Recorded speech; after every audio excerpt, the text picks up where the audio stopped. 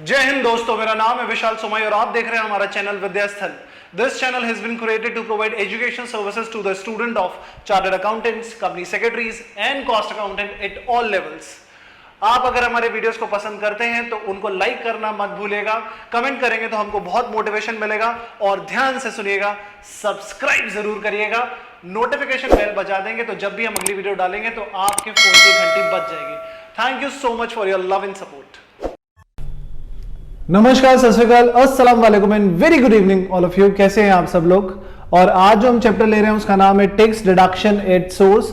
और मैंने आप लोगों से जैसा वादा किया था, मैं आ गया हूं आप लोगों के सामने यूट्यूब पे। आज जो हम चैप्टर पढ़ रहे हैं उसका नाम है tax deduction at source under GST.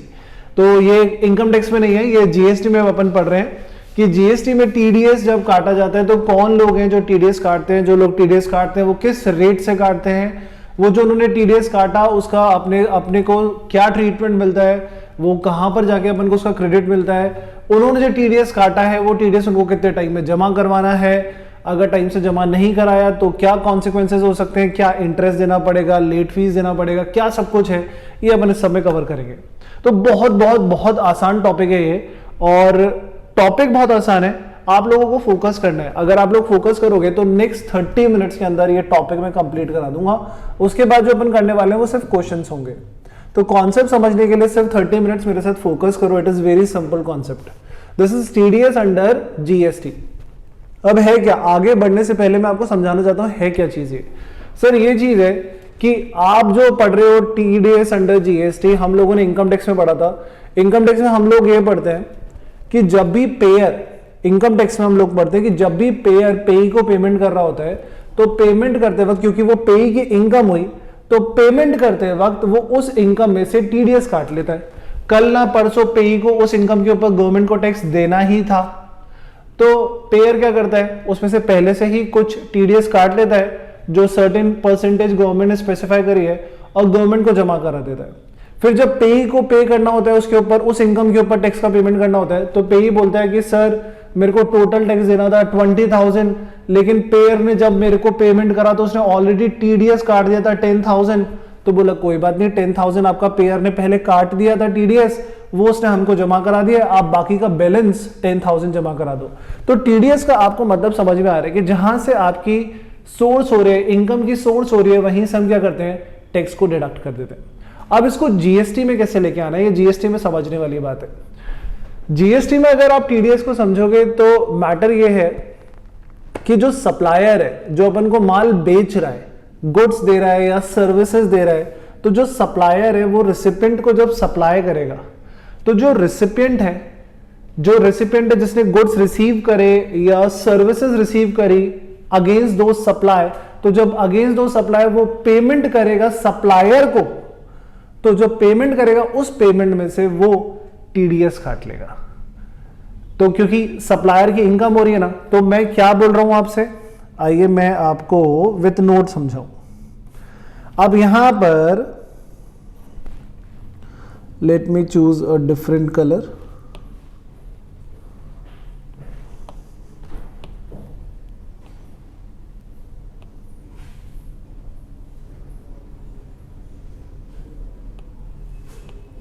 Yes please. तो ये है मिस्टर ए, ये सप्लायर है, और ये है मिस्टर बी। देखो मैं कॉन्सेप्ट शुरू करने से पहले एकदम बेस बनाना चाहता हूं, इसलिए एग्जांपल के साथ आया हूं। और ये है मिस्टर बी, ये रेसिपिएंट है। मिस्टर ए ने मिस्टर बी को गुड्स सप्लाई करे, ये रहे गुड्स। अब इन गुड्स के बदले में रेसिपिएंट को क्या करना है, रेसिपिएंट को, सप्लायर को क्या करना है, इन गुड्स के अगेंस्ट पेमेंट करना है। अगर पेमेंट करेंगे, ये पेमेंट गई सप्लायर के पास, पेमेंट करना है तो ये पेमेंट गई, तो ये सप्लायर की क्या हुई, इनकम हुई। तो ये जो इनकम हुई, इस इनकम के ऊपर रेसिपिएंट को, जिसने माल खरीदा है, उसको टीडीएस काटना है। ये कौन होते हैं रेसिपिएंट, किनको ये अथॉरिटी दी गई है कि ये लोग टीडीएस काटेंगे, वो अपन सब बाद में पढ़ेंगे। अभी मैं आपको सिर्फ बेस बना के दे रहा हूं। Let's say take an example, supplier ने माल बेचा और ये जो वैल्यू ऑफ द गुड्स है ये 1 लाख रुपए है। ध्यान से सुनना मेरा बात बहुत अच्छे से, 1 लाख रुपए है, और इसके ऊपर जब उसने बेचा होगा तो जीएसटी भी चार्ज करा होगा, let's say CGST at the rate of 9%। SGST at the rate of 9%। Done. अभी जो 9% चार्ज करा तो टोटल इनवॉइस प्राइस कितना बना होगा सर? टोटल इनवॉइस का प्राइस बना होगा 1,18,000 एग्जैक्टली। 1,18,000 का इनवॉइस दिया होगा। अब ये जो बी है, जो रेसिपिएंट है यहां पर, इसको 1,18,000 देने हैं मिस्टर ए को, जो कि सप्लायर है यहां पर। तो जो बी है उसको जब पेमेंट करना है ना, ये 1,18,000 का, 1,18,000 का, तो बी रेसिपिएंट को ये अथॉरिटी दी गई कि देख ए की इनकम होने वाली है, उसमें से तू 2% CGS 2% GST काट ले। कितना? 2% GST काट के देना। तो बोला कि देखो भैया, मेरे को गवर्नमेंट ने बोला है कि जब आपको पेमेंट करूंगा तो जो आपकी वैल्यू है ना, I will consider only value. ये वाला पैसा तो वैसे भी आपका नहीं है, ये वाला पैसा तो जो आप मुझसे चार्ज कर रहे हो मिस्टर ए, ये तो वैसे भी आप गवर्नमेंट ऑफ इंडिया को दे दोगे। लेकिन ये जो वैल्यू है ना आपकी 1,00,000 रुपए, इसके ऊपर मुझे अथॉरिटी मिली है सेक्शन 51 में कि जब मैं आपको पेमेंट करूं तो इसमें से मैं GST at the rate of 2% मैं ही काट लूं, मैं ही आपका टैक्स काट लूं। तो 1,00,000 का 2% मैं काट लेता हूं, which comes to 2,000। Getting this? तो अब वो पेमेंट कितना करेगा? इधर देखो, पेमेंट कितना करेगा? करना कितना था? 1,18,000। इसमें से 2,000 तो खुद ने काट लिए, और अब पेमेंट कितना करेगा? 1,16,000। अच्छा, ये 1,18,000 क्या था सर? ये 1,00,000 था। 1,18,000 में 1,00,000 तो थी सर वैल्यू जो वो ले रहा था, और 18,000 था GST, CGST और SGST दोनों मिला के।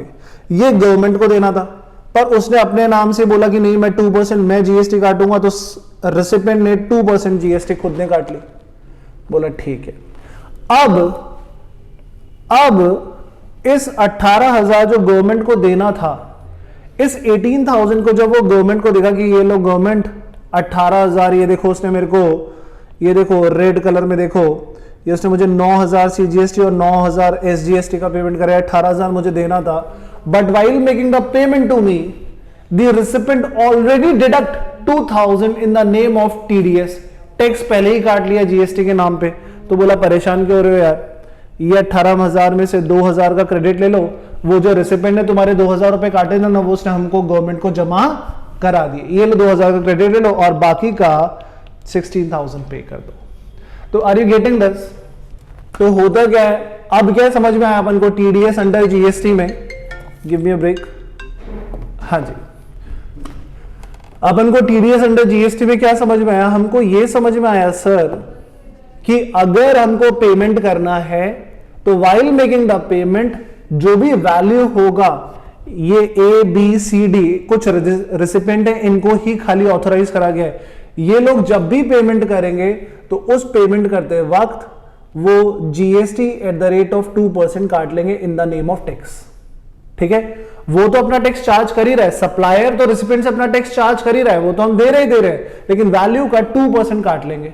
फिर वो 2% जो हमने काटा, जो टैक्स उसने हमसे, सप्लायर ने जो टैक्स हमसे कलेक्ट करा है, सप्लायर, ये रहा सप्लायर, देखो ए, ये रहा सप्लायर मिस्टर ए, इस सप्लायर ने जो हमसे टैक्स कलेक्ट करा है 18,000 रुपए, और इसको पेमेंट करते वक्त इसकी वैल्यू में से जो हमने 2% काट लिया था, वो ये बाद में एडजस्ट करवा लेगा, और गवर्नमेंट को सिर्फ कितना देगा? Balance value, that is 16,000। ये मैंने सिर्फ शुरू में इसलिए बेस रख दिया, मैं फिर से अभी रिपीट कर दूंगा, शुरू में इसलिए बेस रख दिया कि आप तक कहानी पहुंचा पाऊं कि ऑल इन ऑल मैटर क्या है।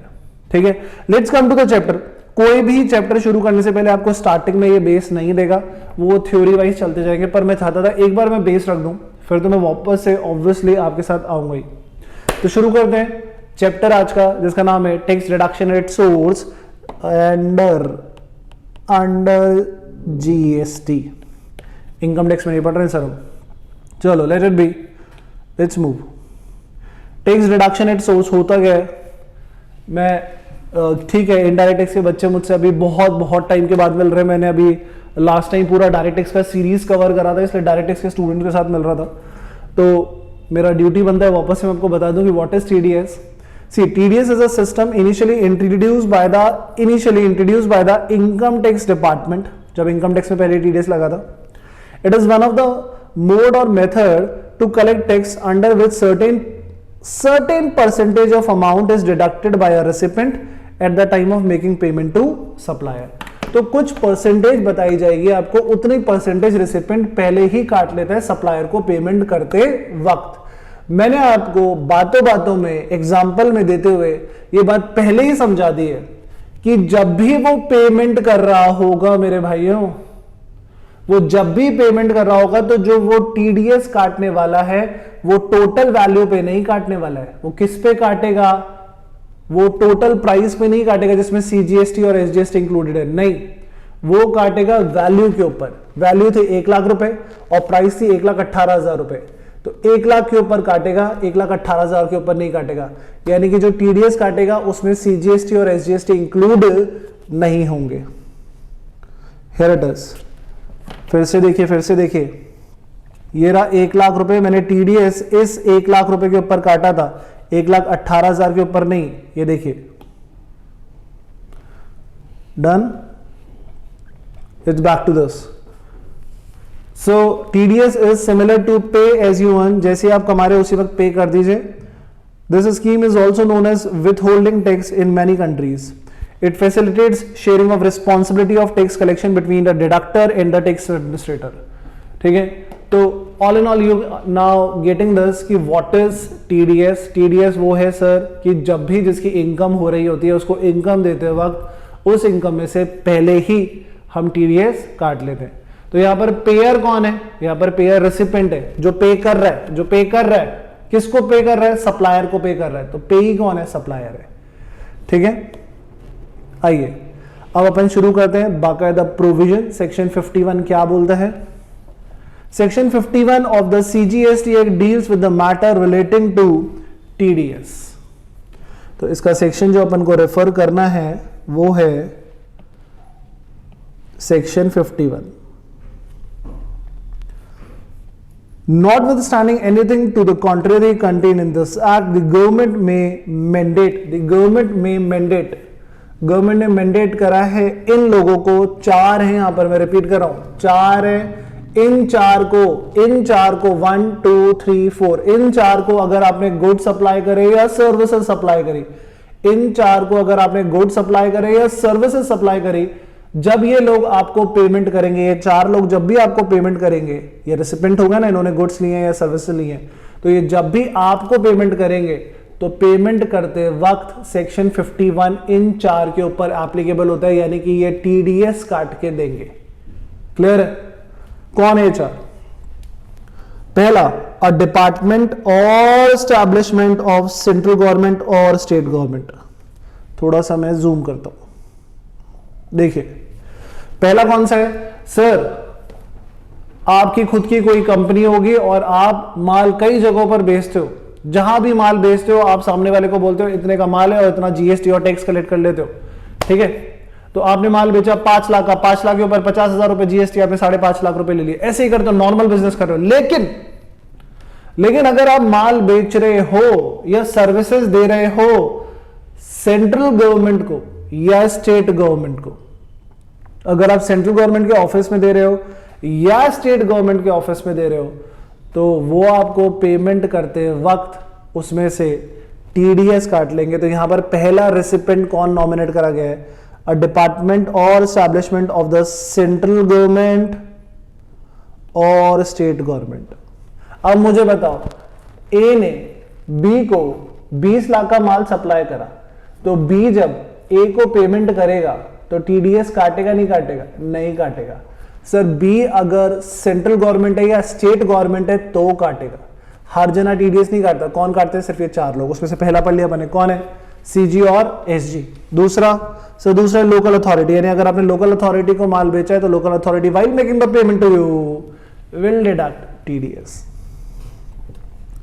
सी point, government agencies, governmental agency लिखा हुआ है, this is make it correct, this is let it be, governmental is also not a wrong word, governmental agencies।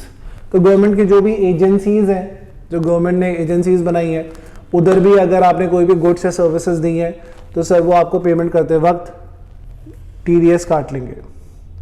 Fourth is such person और category of person as may be notified by the government on the recommendation of the council, the following person have been notified.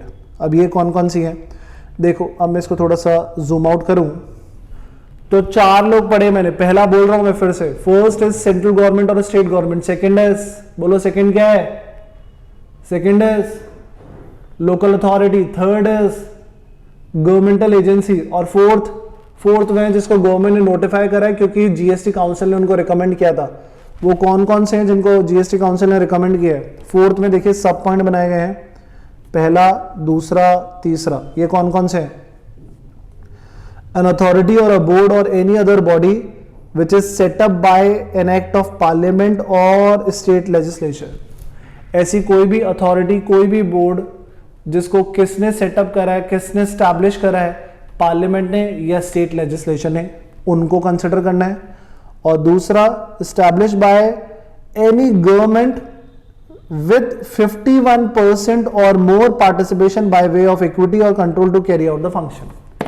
तो दूसरा बोल रहा है कि अगर government ने उन अथॉरिटी को, उन बोर्ड को सेटअप करा है और वो जो अथॉरिटीज हैं अगर उसमें गवर्नमेंट का 51% से ज्यादा इक्विटी है या कंट्रोल है तो माना जाएगा कि ये गवर्नमेंट की ही है, और इसीलिए जब इनको आप गुड्स या सर्विसेज दोगे तो while making the payment to the supplier ये लोग क्या करेंगे? टीडीएस काट लेंगे।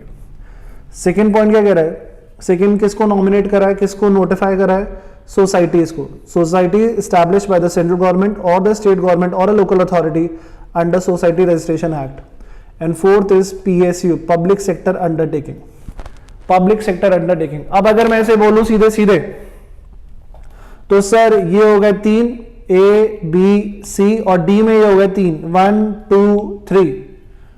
अब अपन 3 ऐसा करके टोटल 6 जो भी लोग हो गए इनके बारे में बात करेंगे। पहला है ये लोग, ये 6 लोगों के जो मैं नाम लेने वाला हूं, इनको अगर आपने माल दिया, गुड्स दिए, सर्विसेज दी, तो ये आपको पेमेंट अगर करेंगे तो टीडीएस काट लेंगे।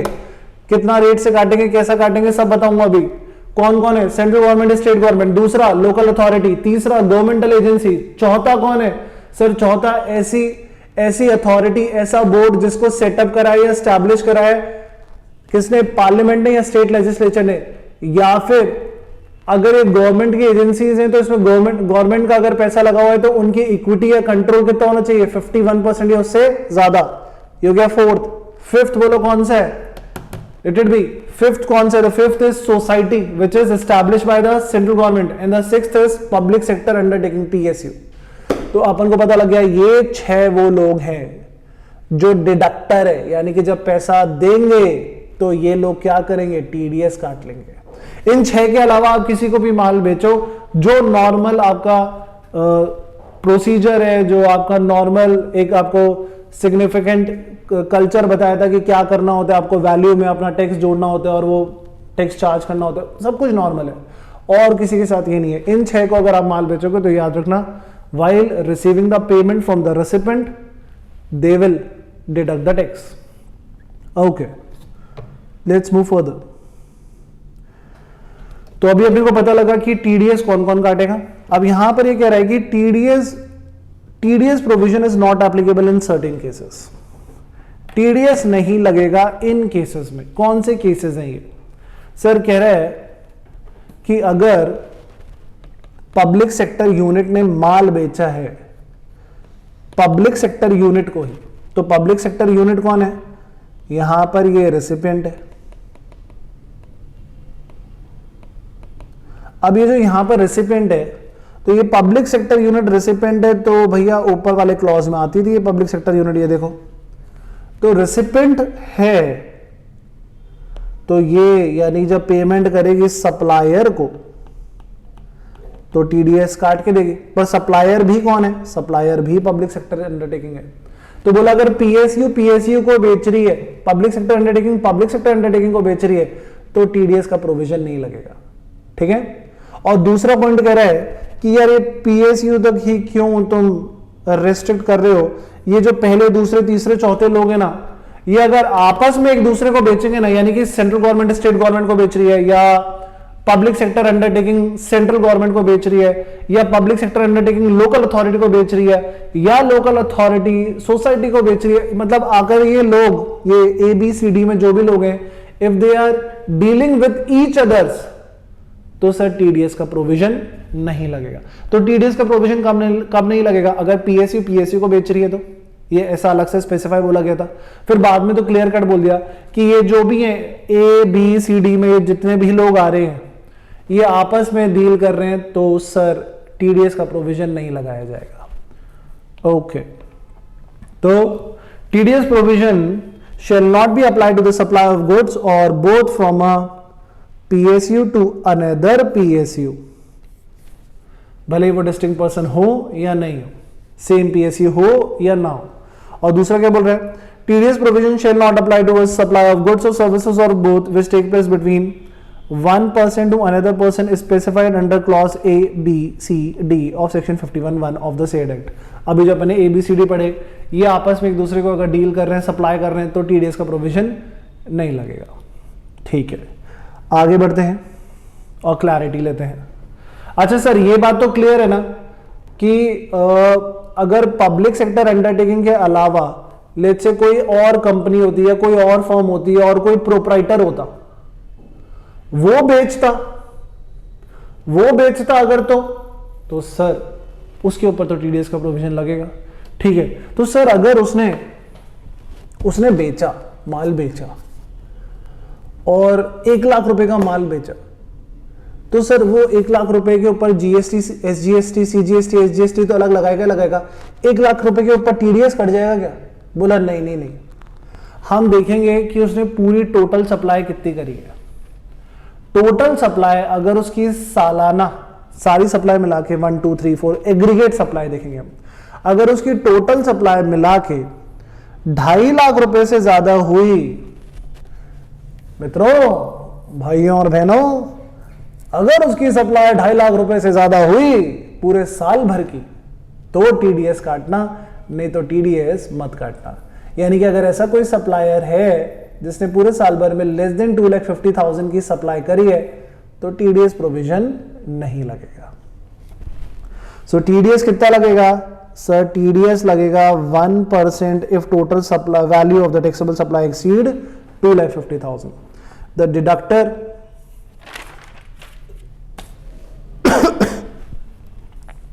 The deductor has to deduct tax at the rate of 2%, 1% हो गया CGST और 1% हो गया SGST। तो कितना TDS काटना है? 1% CGST, 1% SGST from the payment made to the credit to the supplier। Supplier कौन हो गया? डिडक्टेड। ये डिडक्टेड नहीं हो गया, deductee of the taxable goods or services or both where the total value of the supply under a contract exceed rupees 2,50,000। Thus individual supply may be less than 250, but if the total supply under a contract is more than 250, tax will have to be deducted at source। बहुत spelling mistake कर दी है। 2 लाख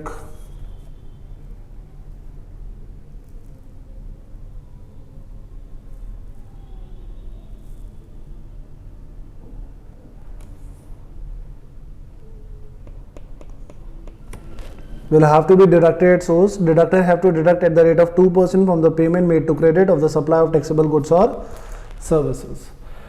तो I believe अब आपको ये बात समझ में आ गई होगी। अब ये भी बोल रहे हैं कि किस पे काटेगा? बोला sir value of the supply पे काटेगा, यानी कि इसके अंदर कोई भी सीजीएसटी, एसजीएसटी, आईजीएसटी वगैरह इंक्लूड नहीं होना चाहिए।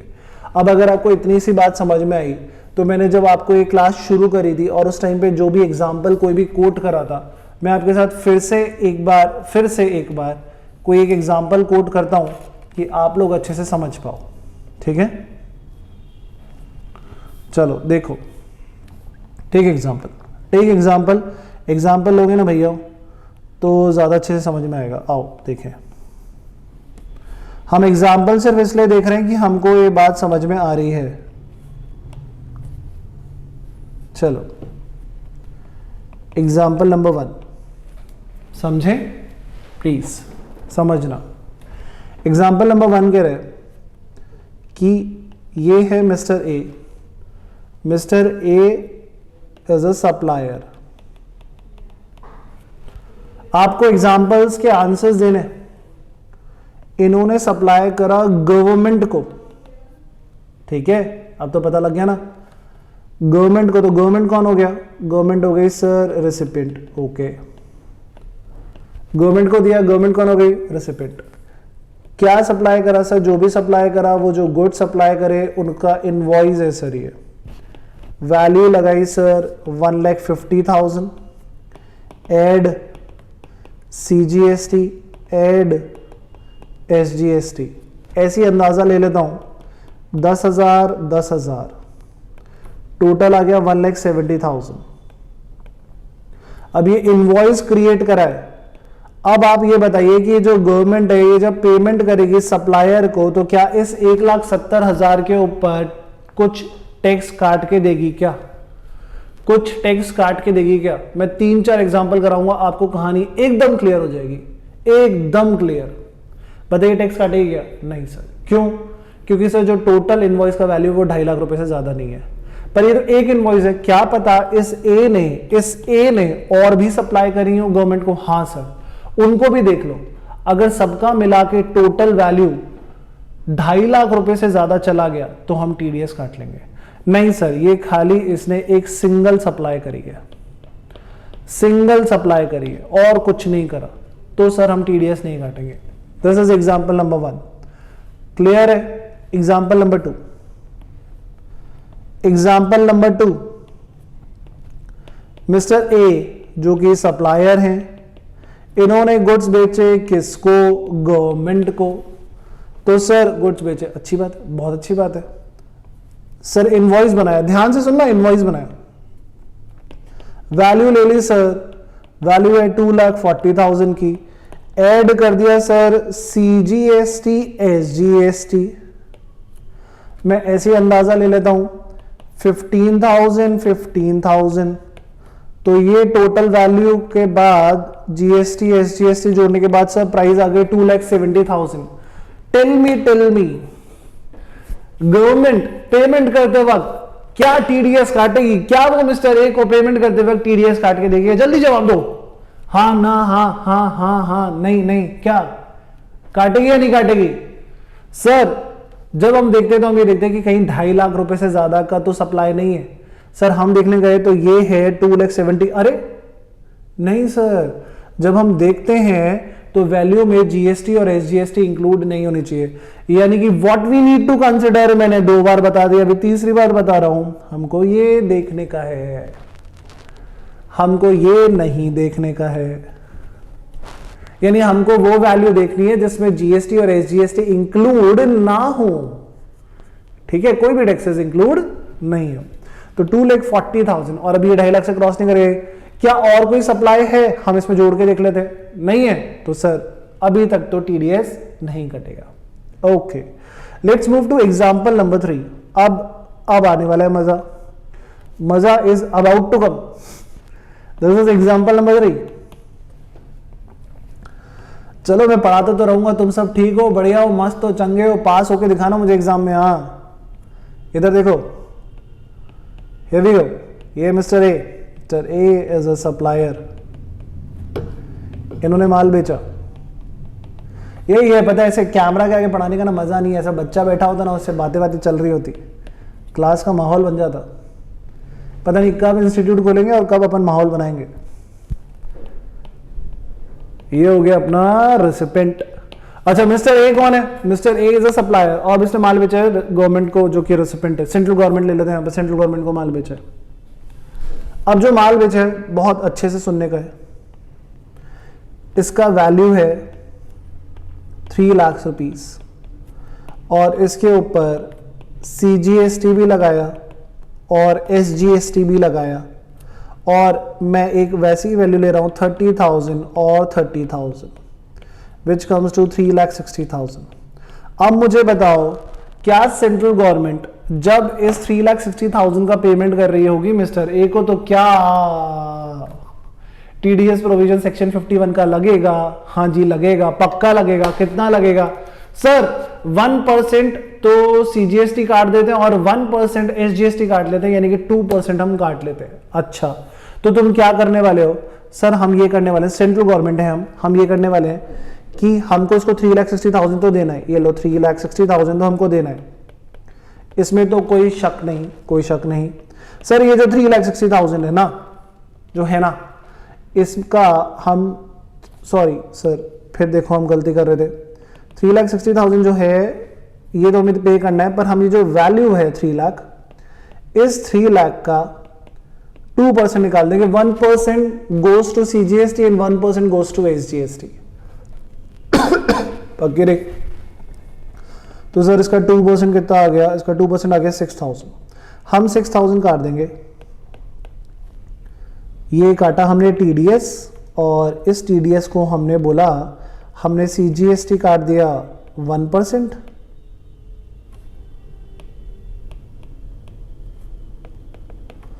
विच इज 3,000, और SGST काट दिया at the rate of 1%, which is 3,000, और हमने पेमेंट कर दिया 3,54,000 का। डन? क्लियर है बात? ये हुआ। अब आप बताओ, जब हमने उसको पेमेंट करा, जब उसको पेमेंट करा, तो इसमें से जो सप्लायर था, ये रहा, ये जो सप्लायर था ये जो सप्लायर था, गवर्नमेंट को उसको कितना पैसा देना है? सर गवर्नमेंट को इतना देना है जो इसने इनवॉइस में दिखाया है, ये 30 + 30 60,000। अब ये गवर्नमेंट को पे करने गया, गवर्नमेंट को बोला, गवर्नमेंट ये लो मेरा आउटपुट टैक्स ले लो गवर्नमेंट, 30,000 तो मुझे SGST देना है, ये CGST देना है, और 30,000 मुझे SGST देना है, दे दूं? बोला बिल्कुल दे दो। बोला कि सर लेकिन जब उन्होंने मुझे पेमेंट करा ना, ये गवर्नमेंट ने, सेंट्रल गवर्नमेंट को, जब मैंने माल बेचा था, तो उन्होंने मुझे पेमेंट करा, तो उन्होंने मेरे 6,000 रुपए तो उसी टाइम पे काट लिए। तो बोला घबरा क्यों रहे हो? जो उन्होंने तुम्हारे 6,000 रुपए काटे ना, वो उन्होंने हमको जमा करा दिए हैं। तुम देखो अपना इलेक्ट्रॉनिक कैश लेजर देखो, इलेक्ट्रॉनिक कैश लेजर जहां से तुम पेमेंट करते हो, वहां पे देखो, वहां पे तुमको शो हो रहा होगा। बोला हाँ हाँ हाँ। बोला तो बस उसका क्रेडिट ले लो। तो लेस इसका ITC कहां से ले रहे हैं अपन? इलेक्ट्रॉनिक कैश लेजर में से। जो बच्चे मुझसे पहले अच्छे से पढ़ चुके हैं वो जानते हैं कि जब आउटपुट टैक्स पे करते हैं तो इनपुट टैक्स का, जो हमने कभी इनपुट टैक्स का पेमेंट करा होता है, उसका इलेक्ट्रॉनिक क्रेडिट लेजर में से पहले अपन एडजस्टमेंट करते हैं, बाकी जो बचता है उसको इलेक्ट्रॉनिक कैश लेजर में से पेमेंट कर देते हैं। तो इलेक्ट्रॉनिक कैश लेजर में जाता है आपका ये वाला वैल्यू जो TDS कटा होता है। कहां जाता है? इलेक्ट्रॉनिक कैश लेजर में। तो ये 3,000 रुपए यहां से एडजस्ट करा। अब देना खाली कितना पड़ेगा? 27,000 और 27,000, जिसका टोटल है 54,000। तो देखो आपको मिला भी कितना था? 3,54,000। तो आपकी जेब पे कोई नुकसान पड़ा क्या? नहीं, आपको तो वही रखा, और बाकी का 54,000 आपको देना पड़ेगा। बस कहने का पर्पज ये, कल आप 60,000 देते गवर्नमेंट को, instead of paying 60,000 to the government, later आपने पहले से 6,000 रुपए पे कर दिए थे, ये आपसे ले लिए गए थे, आपने बाद में कितने दे दिए? 54,000। आई होप अब तो कहानी क्लियर है, अब तो सच्ची क्लियर है। TDS काटा जाएगा, तब काटा जाएगा अगर सप्लाई जो है वो 2.5 लाख रुपए से ज्यादा हो गया। और कितना काटा जाएगा? 2% के हिसाब से काटा जाएगा।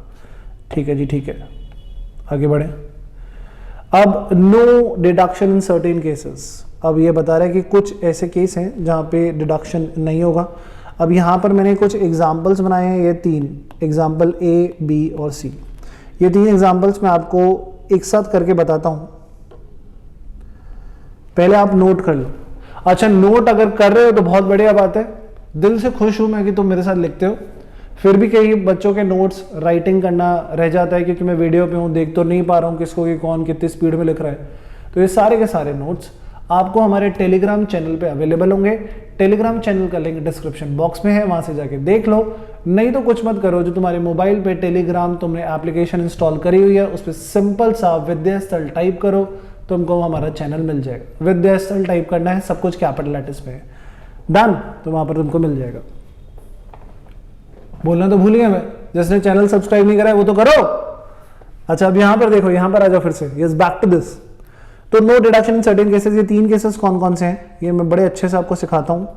मैं आपसे 2 मिनट के लिए, 5 मिनट के लिए लेता हूं, एक्सक्यूज मांग रहा हूं, इस वाले पॉइंट को छोड़ दें क्योंकि मुझे अच्छे से समझाना है, इसीलिए इस पॉइंट को छोड़ के पहले आगे पॉइंट पढ़ते हैं, फिर इस वाले पॉइंट पे मैं थोड़ा सा तसल्ली पूर्वक आपके साथ बैठूंगा। ये थर्ड पॉइंट बड़ा अच्छा पॉइंट है, इसलिए इस पे डिटेल में जा रहा हूँ। अभी अपन आगे चल रहे हैं। अब क्या बात हो गई, अब देखो क्या बात हुई, ये आगे कहानी पे बढ़ते हैं हम। इधर देखो, ये वाला लास्ट केस आपको समझ में आया कि सेंट्रल गवर्नमेंट ने आपके कितने काट लिए थे, 6,000 रुपए काट लिए थे। Let's say this is a month of, take an example, this is a month of June, a beautiful month. June के महीने में ये ट्रांजैक्शन हुआ था और गवर्नमेंट ने आपके टीडीएस काट लिया था, ठीक है, 6,000 रुपए। ओके, अब आपको सर आपके ऊपर एक ऑब्लिगेशन होता है कि आपको तो मंथली रिटर्न फाइल करनी है, तो मंथली रिटर्न फाइल करोगे तो आप कहोगे कि यार जितनी जल्दी हो सके हमको इसका क्रेडिट भी मिल जाए जो हमारा टीडीएस काटा गया है। तो हमने ये जो रेसिपिएंट है ना, जिसको हमने अथॉरिटी दी थी कि यार तू टीडीएस काट लेना, इसको बोला कि सुन, बहुत ध्यान से बात सुन, अब टीडीएस काटना है, पहली बात काट लिया, अच्छी बात है। दूसरी बात, जिस महीने में टीडीएस काटेगा ना उसके अगले महीने की 10 तारीख तक जमा करा देना किसी भी केस में। रिपीट कर रहा हूं, जिस महीने में जितना भी टीडीएस काटा, जिन जिन का भी काटा, उनका अगले महीने की 10 तारीख तक जमा करा देना। यानी अगर जून में टीडीएस काटा है तो जुलाई की 10th ऑफ जुलाई तक टीडीएस जमा हो जाना चाहिए। नहीं हुआ तो फिर दिक्कत हो जाएगी। बोला ठीक है सर। तो क्या पॉइंट बोला मैंने, जल्दी से बोलो। मैंने बोला टाइम लिमिट, बोला मैंने टाइम लिमिट। क्या दिया मैंने, टाइम लिमिट फॉर डिपॉजिट। बोलो क्या दिया मैंने,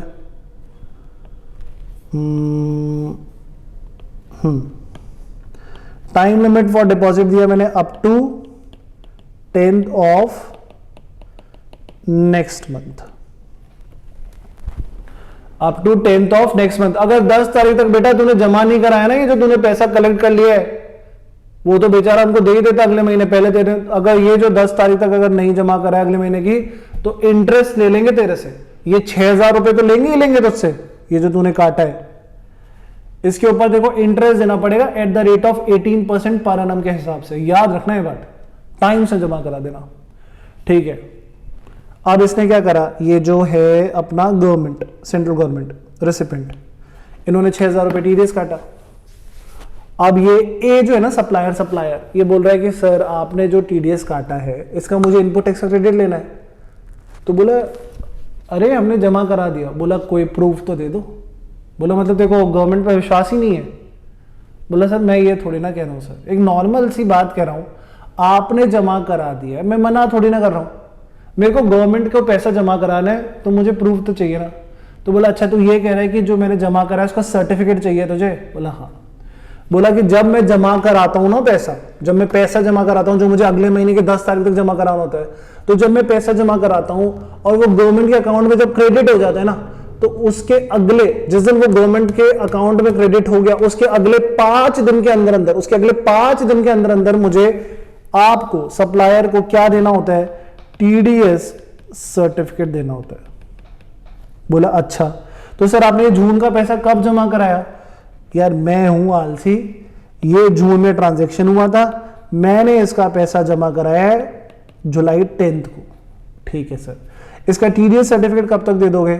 सर मैं आपको प्रॉमिस कर रहा हूं 15th ऑफ जुलाई तक मेरे ऊपर ऑब्लिगेशन है, आपको क्या दे देना है, टीडीएस सर्टिफिकेट दे देना है। ये टीडीएस सर्टिफिकेट कौन देता है? सर रेसिपिएंट, यानी कि बोला जाए तो डिडक्टर किसको देता है? सप्लायर को, जिसका पैसा कटा होता है डिडक्टी का, कि ये क्या ले पाए, ये आईटीसी ले पाए। ठीक है, तो कब तक? With in 5 days when the amount is credited in the account of government of India. ठीक है, ओके सर। तो 15 जुलाई तक पक्का, मतलब आप मेरे को सर्टिफिकेट दे दोगे ना? हाँ हाँ दे देंगे। दे दोगे ना? अरे दे देंगे ना यार, ऐसे तू दे दोगे ना, क्या बोलता है? दे देंगे, मना थोड़ी ना कर रहे हैं यार, कैसी बातें करते हैं यार तू यार, कैमरा पे सामने हो और ऐसे ऐसे बोलते हो यार तुम दे दोगे। बोला सर प्रॉब्लम ये है कि अगर आपने नहीं दिया तो मैं आईटीसी नहीं ले पाऊंगा। यार बोलो कितना दिमाग खा रहा है तू? बोला हाँ सर खाना पड़ेगा, क्योंकि प्रोविजन कहता है, सुन लो, एक तो तुम टाइम से 10 तारीख तक पैसा जमा करा देना, नहीं तो 18% इंटरेस्ट जमा कराना पड़ेगा। ठीक है, बोला हाँ, और 15 तारीख तक, यानी कि 15 तारीख अगर 10 को जमा कराओगे तो अगले 5 दिन में, अगर 7 तारीख को जमा करा देते हो तो उसके 5 दिन के अंदर अंदर मेरे को टीडीएस सर्टिफिकेट चाहिए। टीडीएस सर्टिफिकेट कितने टाइम में चाहिए होता है? Within 5 days from the date it is credited in the account of government of India. तो सर अगर आपने मुझे 5 दिन के अंदर अंदर टीडीएस सर्टिफिकेट नहीं दिया तो आपके ऊपर लेट फीस लगेगी, 100 रुपए रोज का देना फिर लेट फीस। बोला मतलब अगर मैंने 5 दिन में टीडीएस सर्टिफिकेट नहीं दिया और तुझे 10 दिन में दिया तो 5 दिन जो आपने लेट दिया ना, हर दिन का 500 रुपए। अरे बाप रे, ये तो गजब है। पहले टीडीएस काटो, फिर टाइम से जमा कराओ, टाइम से जमा नहीं कराए तो इंटरेस्ट लग जाएगा, और फिर टाइम से टीडीएस सर्टिफिकेट दे दो सप्लायर को, नहीं दिया तो लेट फीस लग जाएगी रोज का 100 रुपया। बोला रोज का 100 रुपए लूंगा, महीने लगा दिए ना, अगर 30 दिन लगा दिए तो 30 × 100 कर लो, 3000 रुपए। हाँ 3000 रुपए, और 2 महीने लगा दिए तो यार कैसी बातें करते हो, तो 60 × 100 6000 रुपए, मैक्सिमम 5000 रुपए। तो लेट फीस कितनी लगेगी? रोज का 100 रुपए, subject to maximum rupees 5000।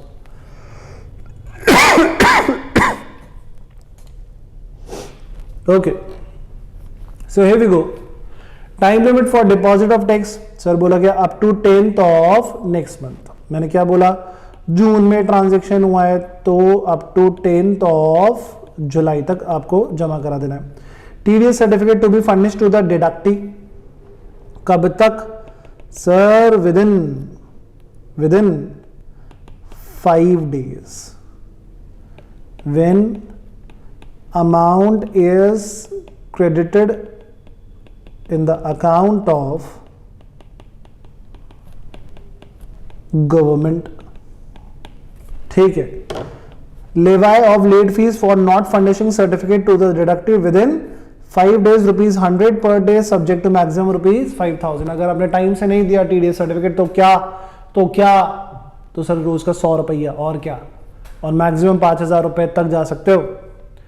Credit of TDS in electronic cash ledger, sir ये था डिडक्टर, ये था डिडक्टी, यानी कि ये था रेसिपेंट, ये था सप्लायर। इस रेसिपेंट ने इस सप्लायर को दिया टीडीएस सर्टिफिकेट। टीडीएस सर्टिफिकेट का मतलब क्या होता है कि सर हमने जो आपका टीडीएस काटा था वो हमने जमा करा दिया है, ये आपको प्रूफ दे दिया टीडीएस सर्टिफिकेट। तो अगर इसने ये टीडीएस सर्टिफिकेट दे दिया है यानी पैसा जमा हो गया है, तो ये इस डिडक्टी के इलेक्ट्रॉनिक कैश लेजर में शो कर रहा होगा कि हाँ जो पैसा काटा गया था वो जमा हो चुका है। Interest on delay deposit of TDS, तो सर आपने अगर डिले करा तो 18% पर एनम के हिसाब से 18% पर एनम के हिसाब से आपको टैक्स देना पड़ेगा। ठीक है sir. Next is determination of the amount in default. तो हम ये डिटरमाइन करते हैं कि कितना डिफॉल्ट हुआ है, डिटरमाइन हमको करना पड़ेगा कि क्या आपने सही कैलकुलेशन करी है या नहीं करी है, वो मैं आपको सिखाऊंगा अभी प्रैक्टिकल में। और refund of excess amount of deduction, तो अगर कुछ ज़्यादा ही आपने काट लिया है, काटना था खाली 2%, तो वो बाकी सब आपको क्या हो जाएगा, रिफंड हो जाएगा, अगर इरेनोसली आपने ज़्यादा अमाउंट काट लिया है तो this is very very very simple concept of TDS. I hope आपको समझ में आ गया होगा। अगर आपको ये बात समझ में आ गई है तो बहुत ही खूबसूरत बात है। अब हमारा एक पॉइंट रह जाता है विच इज पॉइंट नंबर 3। ये नो डिडक्शन एक जगह पे कहां लगता है, ये मैं आपको एक एग्जांपल से बताता हूं। आइए, बिल्कुल हौले हौले सुनना, थक गए हो तो पानी पी लो। बहुत बढ़िया बात सिखाने जा रहा हूं। देखो क्या सिखाने जा रहा हूं, अच्छे से सीखना, बिल्कुल अच्छे से। क्या सिखाने जा रहा हूं कि टीडीएस कब नहीं लगता। ठीक है, when not applied या applied। तो टीडीएस when not applied बताइए। देखें, ये है सर मिस्टर ए, बढ़िया से एग्जांपल दे रहा हूं आपको, एकदम बढ़िया से। यहां पर आपके नोट्स में मैंने नोट करवाया है, हाँ जी करवाया। ये मिस्टर ए जो हैं ये दिल्ली के हैं और इन्होंने सर्विस दी है लोकल अथॉरिटी को दिल्ली में, ठीक है। इन्होंने ये भी दिल्ली में, ये भी दिल्ली में, तो इन्होंने अपनी वैल्यू के ऊपर क्या लगाया होगा सर? वैल्यू के ऊपर लगाया होगा CGST और SGST। Okay okay sir. तो इन्होंने भी क्या करा होगा, उस वैल्यू के ऊपर TDS काटा होगा, और वो TDS जो काटा होगा वो क्या काटा होगा सर? वो काटा होगा CGST और SGST। तो ये इन्होंने लेट्स से अगर 99% लगाया होगा तो 18% चार्ज करा होगा। इन्होंने इस टाइम पे TDS काट लिया होगा इसमें से 1%। कोई दिक्कत नहीं। ये क्या हो जाएगा, ये इनको इलेक्ट्रॉनिक कैश लेजर में एडजस्ट हो जाएगा, कोई परेशानी नहीं है। यानी कि ए जो था सप्लायर वो भी दिल्ली का था, और जो रिसिपेंट था वो भी दिल्ली का था, और ये जो सप्लाई हुई यानी कि प्लेस ऑफ सप्लाई जो है वो भी दिल्ली की है, कोई दिक्कत नहीं है। Point number one. आइए पॉइंट नंबर 2 देखते हैं। Point number 2,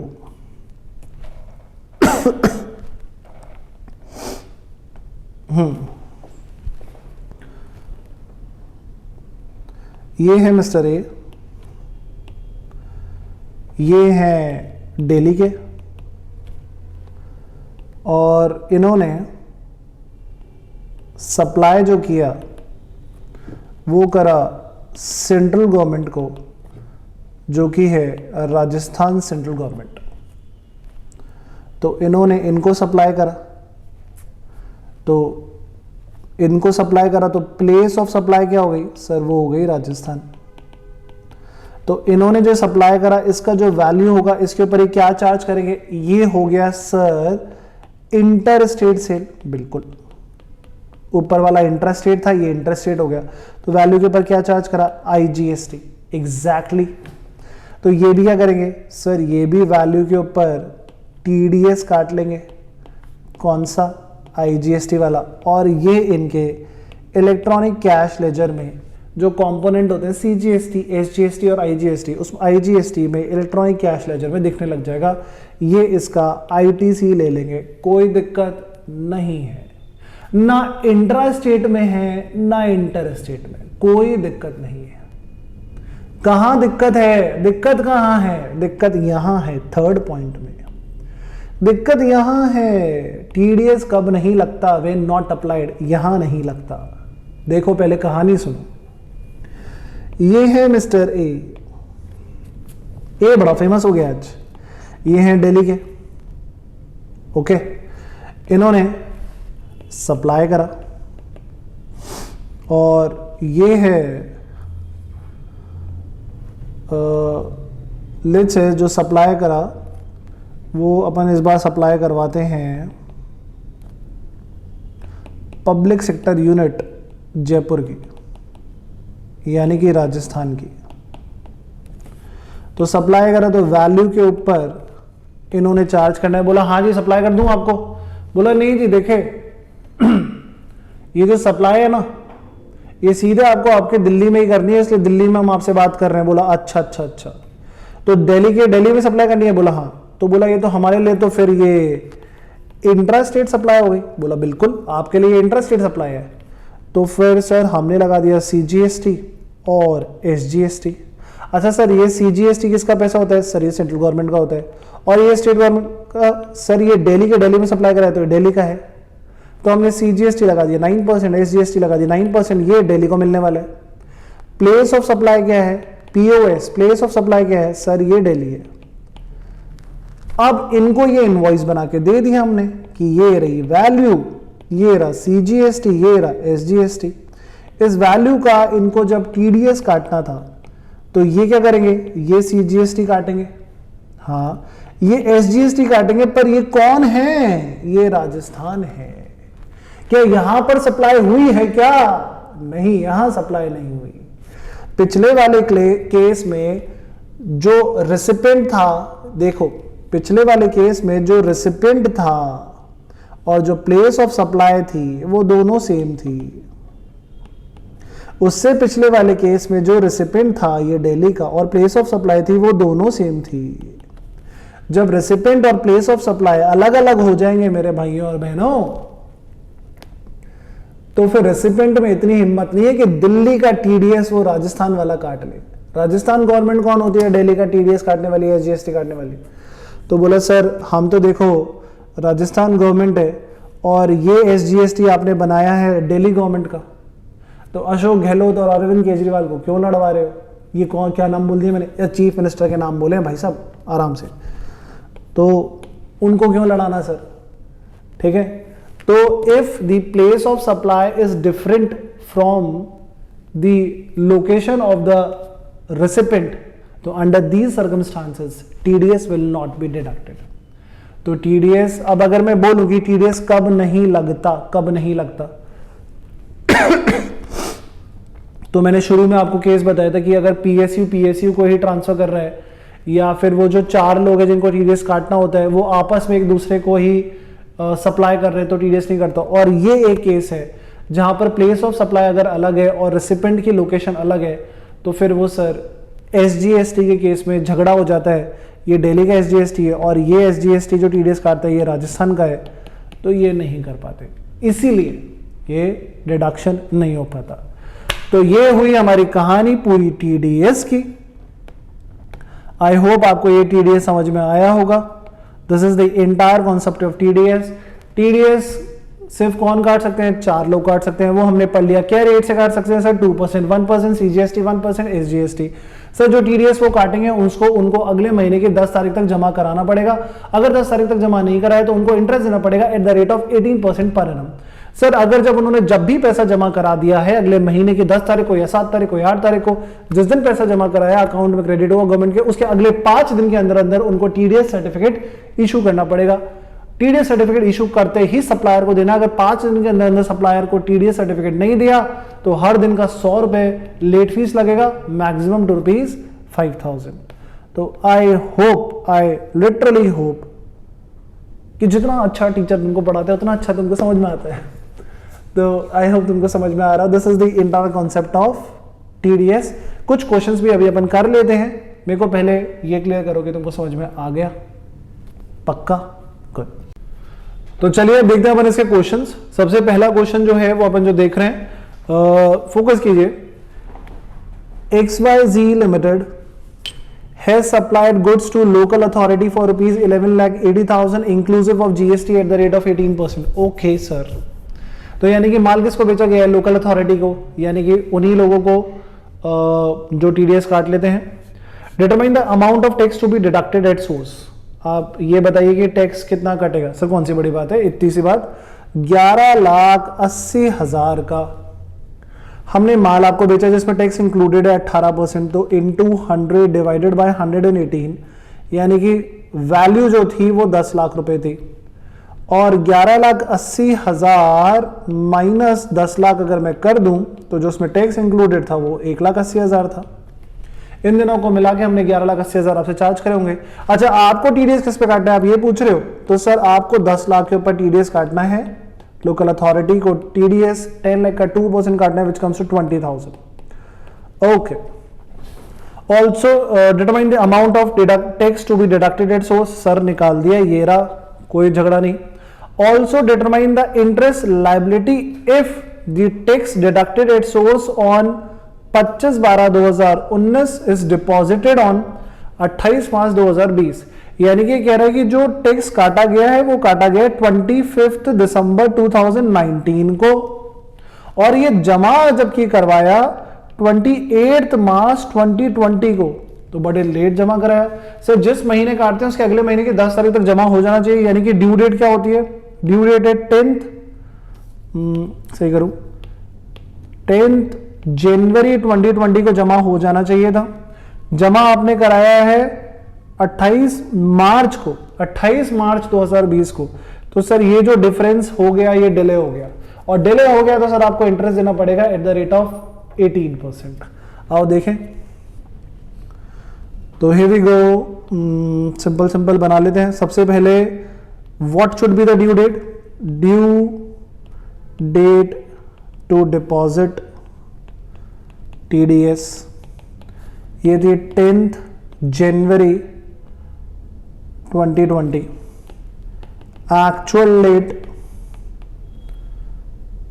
of deposit TDS कब जमा कराया सर? ये जमा कराया 28 मार्च 2020 को। Delay in number of days, sir अभी लो, जनवरी में 10 तारीख तक जमा कराना था, टोटल दिन होते हैं 31, 10 तक तो हमारे पास समय था, बाकी आपने डिले करा 21 दिन। फेब्रुवरी सर लीप ईयर है 2020, तो फेब्रुवरी का 29 डेज, और मार्च में आ जाइए आप 28 दिन। तो ये तीनों को आप प्लस कर लो सर, डिले हो गया आपको 78 डेज का। तो डिले होता है आपको 78 डेज का, तो interest at the rate of 18% लगेगा 78 डेज पे। तो सर हमको जमा कराना था, याद कीजिए हमने TDS काटा था 20,000 रुपये, हमें ये जमा कराना था। तो इंटरेस्ट अब हमको देना पड़ेगा 20,000 into 18% into 78 divided by 366, leap year है, रिपीट कर रहा हूं। तो जल्दी से मैं निकाल लेता हूं, इंटरेस्ट कितना है आपका 20,000 का 18%, 3600 into 78 divided by 366, it comes to 767। तो ये हो गया आपका इंटरेस्ट, यानी कि अब आपको 20,000 भी देना पड़ेगा और देरी की वजह से आपको इतना इंटरेस्ट भी देना पड़ेगा। तो आई होप अब आपको ये बात समझ में आ गई हो। क्लियर है बात? ठीक है सर। तो ये हो गया हमारा पहला इलस्ट्रेशन। दूसरा इलस्ट्रेशन देखते हैं अपन। TDS एकदम क्लियर होना चाहिए, दिमाग में कोई दिक्कत वाली बात नहीं होनी चाहिए, भले इनकम टैक्स हो या GST हो, तुम लोगों को पक्का होना मांगता। Next illustration, Mudit enterprises registered in the state of Maharashtra is engaged in the supply of various goods and services exclusively to the person notified under section 51 of the CGST Act 2017। Mudit enterprise उन्हीं लोगों को supply कर रहा है, सिर्फ उन लोगों को सप्लाई कर रहा है जो कि CGST एक्ट सेक्शन 51 में रजिस्टर्ड है, यानी कि वही लोग जिनको अथॉरिटी दी गई है कि भैया तुमको माल मिले तो तुम TDS काट के देना।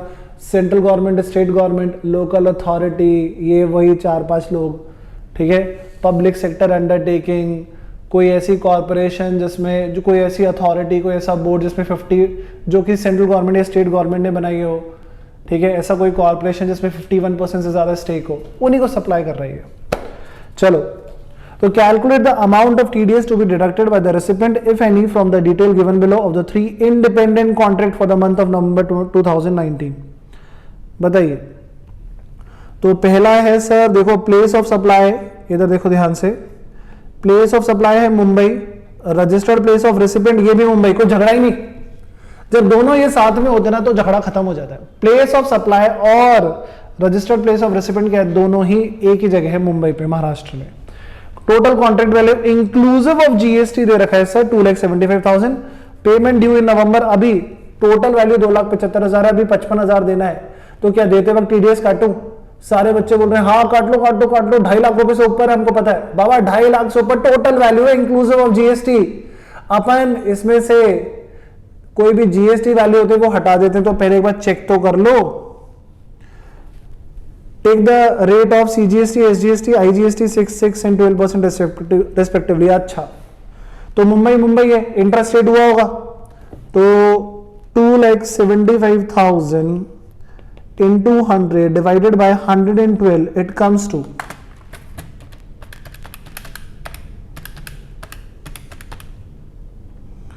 क्या कर रहा हूं,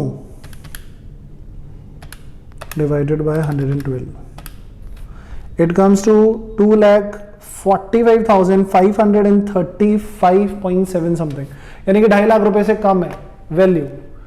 GST में लाने के बाद 2,75 हो गया था, तो सर इसके ऊपर नो TDS। तो अब आप जब ये 55,000 रुपए का पेमेंट करोगे तो TDS मत काटना, क्योंकि टोटल वैल्यू जो आ रही है वो सर 2.5 लाख रुपए से कम आ रही है। पहला क्लियर है कॉन्ट्रैक्ट, ठीक है। दूसरा देखते हैं सर, मैं कहाँ एंड पे चला गया। दूसरा देखो,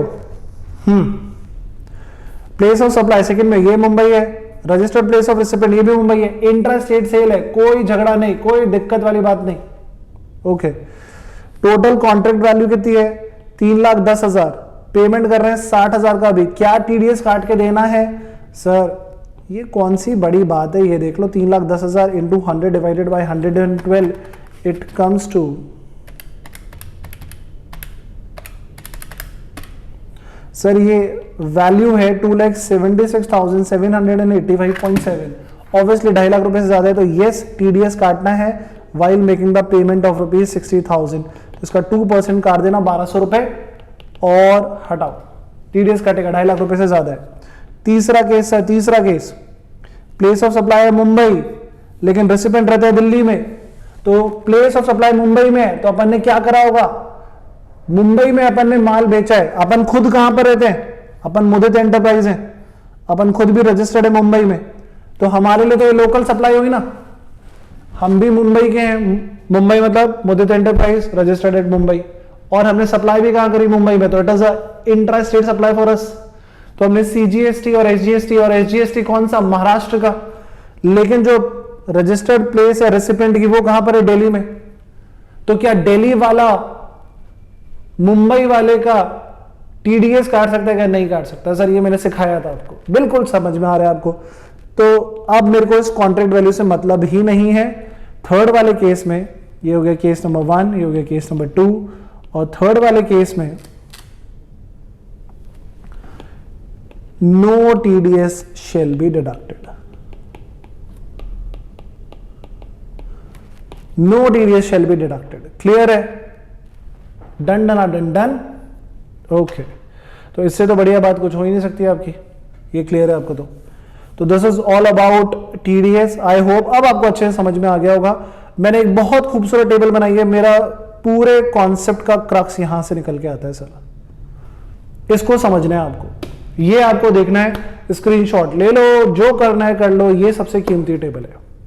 स्क्रीनशॉट ले रहे हो तो मैं पोज दे दूं, ठीक है। एनीवे, टीडीएस का मेन पॉइंट यही है आपको कि आपको ये देखना है TDS person liable to deduct tax at source कौन काटेंगे? ये काटेंगे central and state government, local authority, government agency और नोटिफाइड पर्सन। इस नोटिफाइड पर्सन मैंने आपको बताया था कौन कौन आते हैं, पीएसयू वगैरह सब आते हैं।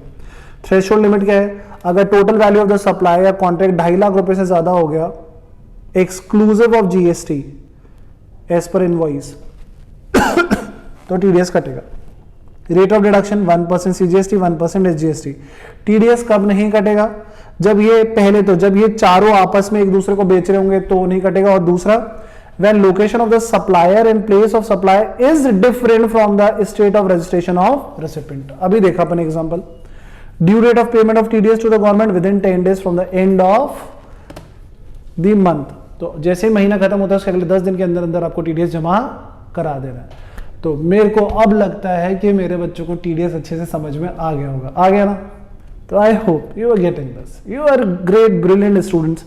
तो this is all about TDS. चलिए अब देखते हैं अपन टैक्स कलेक्टेड एट सोर्स। और जैसे मैंने अभी आपको टीडीएस का यहाँ पर ये बनाया था, मैंने टीसीएस का शुरू में ही मैं आपको एक पूरा चार्ट बना के दिखा रहा हूँ कि कैसे टीसीएस अपन को समझना है। चार्ट मैंने आपके सामने रख दिया है, लेकिन आप मुझे थोड़ी देर तक सुनते रहिए और समझिए what is TCS. The point is कि टीडीएस अपन ने पढ़ा सेक्शन 51 में जीएसटी एक्ट 2017 के, टीसीएस अपना सेक्शन 52 में। अब है क्या, पहले मैं आपको समझाने की अच्छे से कोशिश करता हूँ, प्लीज ध्यान से सुनिएगा। टैक्स कलेक्टेड एट सोर्स की जो बात हो रही है ये सिर्फ और सिर्फ ई कॉमर्स ऑपरेटर्स के लिए एप्लीकेबल है सीजीएसटी एक्ट पे। ई कॉमर्स ऑपरेटर्स कौन होते हैं? मैंने जब आपको पहले जीएसटी पढ़ाया था तो अच्छे से समझा चुका हूँ कि ई कॉमर्स ऑपरेटर्स जो होते हैं वो अपना प्लेटफॉर्म सप्लायर्स के लिए अवेलेबल कराते हैं और कहते हैं कि आपको जो भी माल बेचना है, आप कहाँ पर पोटेंशियल कस्टमर्स ढूंढते फिरोगे, आप हमारे पास रजिस्टर्ड हो, सब लोग हमको जानते हैं, हमारे पास आते हैं, सर्च करते हैं उनको जो चाहिए होता है, और अगर आपके पास वो होगा तो शायद वो आपसे खरीद लेंगे। मेरा कहने का पर्पस है, ई कॉमर्स ऑपरेटर होता है Amazon, e commerce operator is Flipkart, Myntra, Jabong, इस सब ई कॉमर्स ऑपरेटर्स है। ठीक है। सर्विसेज में जाना है तो urban clap, now it's urban company. तो ये सब ई कॉमर्स ऑपरेटर्स हैं। तो अगर मुझे कोई भी चीज़ खरीदनी होती है तो I usually approach to Amazon, और मैं अमेजन पे जाता हूँ कि मुझे क्या खरीदना है, मुझे स्पीकर्स लेने हैं, मुझे एलेक्सा लेना है, मुझे क्या लेना है, आई यूज टू राइट। फिर मेरे को जो पसंद आता है मैं वो खरीद लेता हूँ उसमें से, और वो सप्लायर मुझे बेच देता है। तो अब जो मैंने खरीदा वो मैंने खरीदा कहाँ से, मैं एक एक शॉप पे जाके थोड़ी ना ढूंढ रहा था। अमेजन मुझे एक सीधा सीधा अच्छा खासा घर बैठे मेरे को चीज़ें प्रोवाइड करवा रहा है। तो अमेजन पे क्या होता है, सारे सप्लायर्स रजिस्टर्ड होते हैं। कोई ऐसा सप्लायर है जो टैक्स चार्ज नहीं करता, छोटा मोटा सप्लायर, लेकिन अगर उसको ई कॉमर्स में आना है, अगर उसको इलेक्ट्रॉनिक प्लेटफॉर्म चाहिए तो सर उसको अपने आप को रजिस्ट्रेशन करवाना पड़ेगा, यानी कि टैक्स का कलेक्शन होगा, पहली चीज़। दूसरी चीज़, कोई भी कॉम्पोजिशन स्कीम का सप्लायर जो है वो ई कॉमर्स नहीं ऑप्ट कर सकता। आपको कॉम्पोजिशन स्कीम स्किप करके रेगुलर स्कीम में आना पड़ेगा अगर आप ई कॉमर्स पे आना चाहते हो। तो यूजुअली ई कॉमर्स ऑपरेटर का यही काम होता है। अब ई कॉमर्स ऑपरेटर कमाते कैसे हैं, ये देखने वाली बात है। सर ई कॉमर्स ऑपरेटर क्या करते हैं कि आपने कोई चीज खरीदी और लेट्स से उसका वैल्यू है 2000 रुपीज, तो सप्लायर को कितना मिल रहा है, 2000 rupees inclusive of all taxes. आप 2000 रुपए दे रहे हो सप्लायर को। तो आपने एक्चुअली पेमेंट कहां पर करा, आपने ऑनलाइन प्लेटफॉर्म पे जहां पर आप अमेजन पे हो, आपने पेमेंट वहां करा। So 2000 rupees has been collected by the Amazon and pass on to the supplier कि तुम्हारा जो माल बिका था वो 2000 रुपए का बिका था, वो सामने से मुझे 2000 रुपए आए, ये लो तुम्हारे 2000 रुपए मेरे थ्रू बिका है। तो अगर वो मेरे थ्रू बिका है तो obviously I have to take some commission out of it. तो अमेजन क्या करता है, कस्टमर से पैसा कलेक्ट करता है जिसमें वैल्यू भी है और जीएसटी वैल्यू भी है, उसमें से अपना कमीशन काटता है और बाकी का सप्लायर को दे देता है। तो सप्लायर को भी पता है कि थोड़ा बहुत अपना कमीशन काटेगा, जो काटेगा वो प्री डिसाइडेड है कि कितना कमीशन काटेगा, लेकिन ये कम से कम मुझे कस्टमर्स तो लाके दे रहा है। अब वैसे भी मार्च 2020 से तो पेंडेमिक के बाद से तो बहुत ज्यादा ई कॉमर्स बहुत पहले से, अभी नहीं, लेकिन मार्च 2020 के बाद से तो हम वैसे भी ऑनलाइन ज्यादा आ गए थे और हमारी जो परचेसिंग थी वो ज्यादा एक्टिव हो गई थी थ्रू ई कॉमर्स। तो अब क्या हुआ कि ई कॉमर्स ऑपरेटर जो हैं, ये जो मैंने आपको नाम बताया लाइक अमेजन, फ्लिपकार्ट्स वगैरह, ये लोग करते क्या है, ये लोग कह रहा हूं मैं, these operators, what these operators do, ये क्या करते हैं, ये सप्लायर्स का माल बेचा और इन्होंने वैल्यू कलेक्ट करा और टैक्स कलेक्ट करा, और ये आगे इन्होंने सप्लाई कर दिया, ये जो पैसा इन्होंने कलेक्ट करा कस्टमर से वो आगे सप्लायर को दे दिया। अब सप्लायर की लायबिलिटी क्या बनती है, सप्लायर की लायबिलिटी ये बनती है कि जितना भी उसके पास जीएसटी आया है, जो कस्टमर के थ्रू आया है, जो वाया अमेजन आया है, उस जीएसटी को वो गवर्नमेंट ऑफ इंडिया के अकाउंट में डाले। तो यहां पर बीच में आप देखो ना, कस्टमर और सप्लायर के बीच में कौन है सर, बीच में ई कॉमर्स ऑपरेटर है। तो इस चेन को कौन पूरा बिल्टअप करके बैठा है, इस चेन को, ये कस्टमर है, ये सप्लायर है, इस चेन को कौन बना के बैठा है, ई कॉमर्स ऑपरेटर। तो मेरे थ्रू ये चेन जा रही है। तो बोला कि आपको सारी नॉलेज है कि कितना माल कौन सा सप्लायर बेच रहा है, किधर बेच रहा है, you have a great knowledge. तो आप एक काम कीजिए, do one thing, E commerce operator, आप अगर ये आपका पोर्टल यूज कर रहे हैं तो आप जब टैक्स कलेक्ट करते हो ना, आप जब सारा अमाउंट कलेक्ट करते हो ना, तो उसमें से नेट टैक्सेबल वैल्यू पे आप नेट वैल्यू पे 1% जीएसटी काट लीजिए, टैक्स कलेक्शन रख लीजिए और बाकी का पास ऑन कर दीजिए। सर क्या बोला, सर मैंने ये बोला कि लेट्स से सामने से टैक्स का कलेक्शन हुआ 18%, सामने से टैक्स का कलेक्शन हुआ 18%, तो ई कॉमर्स ऑपरेटर उनको सारा पेमेंट दे देगा, आगे अपना कमीशन भी काट लेगा, लेकिन उसमें से कितना रख लेगा, 1%, और वो किसको जमा करा देगा, गवर्नमेंट ऑफ इंडिया को। अब जब 1% गवर्नमेंट ऑफ इंडिया को जमा करा देगा, तो जो सप्लायर है वो जब अपना 18% जमा कराने जाएगा गवर्नमेंट ऑफ इंडिया को, तो ऑलरेडी 1% तो मैंने बीच में ही कलेक्ट कर लिया था और गवर्नमेंट को जमा करा दिया था, तो उसका सप्लायर क्या ले लेगा, क्रेडिट ले लेगा। ठीक है, 1% का क्रेडिट ले लेगा। अगर मैं आपको इसमें सीधी लैंग्वेज में समझाने की कोशिश करूं तो चलिए, स्क्रीन अगर खोली रखी है तो इस पे समझने की कोशिश करते हैं अपन। Please see, tax collected at source,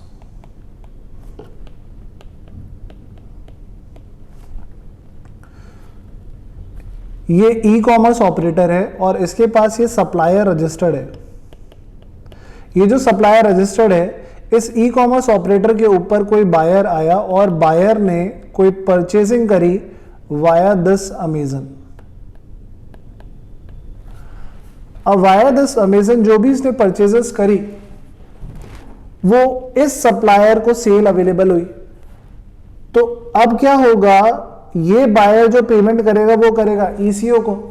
तो ईसीओ ने जो भी कलेक्ट करा पैसा, ये नेट वैल्यू जो भी कलेक्ट करी, नेट वैल्यू का मतलब ये हुआ कि लेट से 10 लाख का माल बेचा, उसमें से 1 लाख का वापस से परचेज रिटर्न हो गया, तो ग्रॉस था 10 लाख का, 1 लाख का परचेज रिटर्न कर दिया बायर ने, हमारे लिए सेल्स रिटर्न हो गई। तो 10 लाख में से 1 लाख माइनस कर देंगे तो नेट कितना हुआ, नेट हुआ सर 9 लाख रुपए।